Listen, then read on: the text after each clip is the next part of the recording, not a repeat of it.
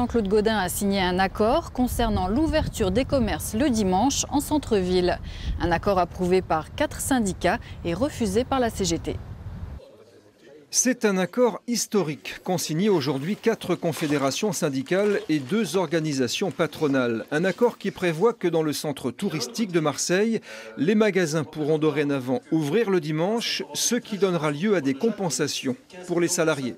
Aujourd'hui, les mesures qu'on a pu mettre dans cet accord sont concrètes, elles sont modestes, mais elles sont concrètes, elles sont équilibrées, elles permettent aussi aux salariés de pouvoir disposer de dimanche à lui et elles lui permettent de bénéficier d'une compensation soit en temps, soit en salaire, ce qui est particulièrement rare dans une relation, je dirais, bilatérale avec un petit patron.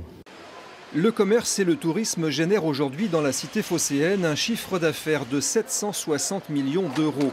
Un bilan qui devrait encore largement progresser avec les grands événements prévus à Marseille dans les années à venir.